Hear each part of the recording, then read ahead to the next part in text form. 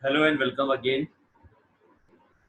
Today the topic we are going to discuss in sternomaterial subject is moment of inertia. We'll be knowing what is the moment of inertia and how moment of inertia is calculated, analyzed, and then we will get to know about the numerical problems about moment of inertia. So moment of inertia is defined as uh, the moment that is responsible for opposing of rotational movements. The role of moment of inertia is similar to that the role of mass or inertia of the in the linear or translatory motion. When we push any object, or try to pull any object, the property because of which the material tends to be stable is mass or inertia. Similarly, when we try to rotate a body about an axis, the property that resists the rotation is called inertia. So the property because of which a body does not want to change its place is called inertia, and it is the word inertia is made from inert, and inert is the stability or non-mobility, non-mobility or non-movement is called inert. So inertia is the property that resists or opposes any movement. So in case of translatory motion, this is the mass or the inertia. Again, in case of rotational movement, in case of rotational movement, the in case of rotational movement, it is the moment of it is the property that does not let the the body rotate. So the measure of an object's resistance to change to its rotation. The measure it's the measure of an object's resistance to change to its rotation. So basically, this is the property that opposes the rotation. Also defined as capacity of a cross section to resist bending. At the same time, it is the property that not only opposes the rotation but also resists bending. Bending also cross section to resist bending. So this is also responsible for resisting the bending. It must be specified with respect to a chosen axis of rotation. It must be specified with respect to a chosen axis of rotation. So this is basically moment of inertia is provided. Moment of inertia is given with moment of inertia is calculated about an axis of rotation. So it is usually quantified in meter to the power 4 or kg meter square. So one thing is uh, already clear to you that movement is nothing but product of two quantities. If we are taking moment of force, then moment of force we have earlier discussed so many times that moment of force is nothing but force multiplied by perpendicular distance.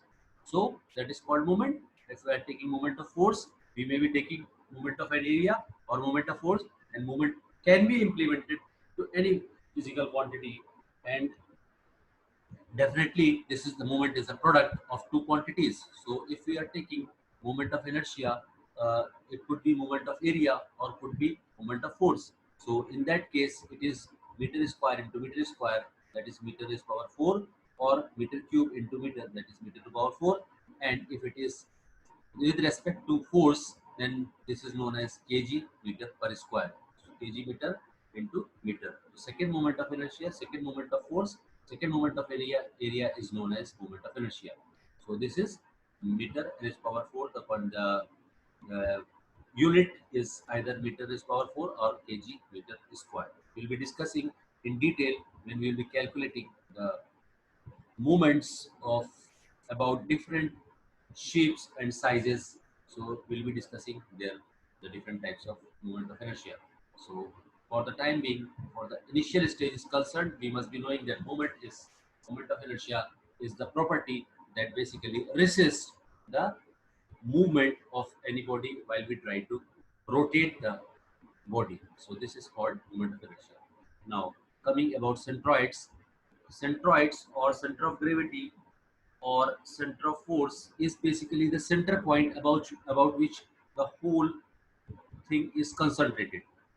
The whole forces, if we take center of gravity, the mass of our body is the mass of the body is only focused on a center point, and this center point is known as center of gravity, center of mass, or centroid. The distance between centroid, center of gravity, and center of mass is that in centroid we don't have any solid body like circles, like plane areas, like lines, and other uh, cylinders, that they don't have any weight or mass. They have a focus point, and this focus point and this focus area, the center point of this area is known as centroid. Whereas in case of gravity, we have a body that is dependent of that composites many weights, and all these weights are concentrated at a point. This is known as center of gravity. Whereas center of mass, where all the mass are concentrated at a point, this is known as center of mass.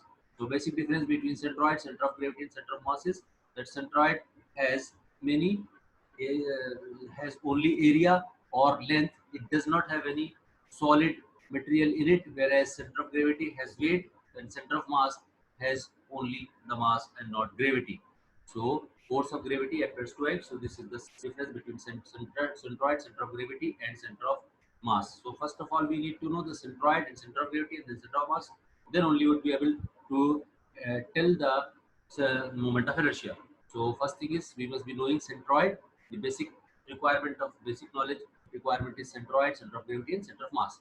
An object will remain at rest if it is balanced on any point along a vertical line passing through its center of gravity. So center of gravity is the point where whole of the force, where whole of the weight is concentrated, and body will remain in balance until and unless the line of force is passing through the center of gravity. So when the line of equilibrium is passing through the center of gravity, the body will remain at stable and equilibrium.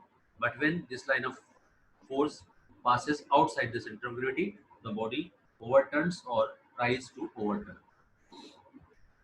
Now, the centroid of a 2D surface is a point that corresponds to the center of gravity of a very thin homogeneous plate of the same area and shape. As we discussed, the centroid is calculated in case where we don't have center of mass or center of gravity.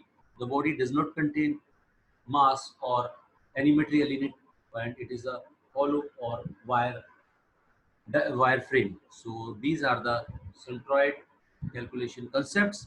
And if the area or section or body has one line of symmetry, the centroid will lie somewhere along the line of symmetry. So the symmetrical, we'll discuss this point in later. We'll be explaining, we'll be calculating the centroid, the center of mass and center of area. We'll be discussing about the symmetry of the body.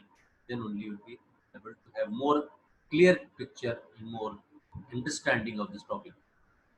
So this is the perpendicular axis theorem. So if we have perpendicular axis theorem states that if we have moment of inertia about two axes, that are Ix and Iy, we have moment of inertia of moment of inertia about two mutually perpendicular axes x and y, and this moment of inertia is represented by Ix and Iy.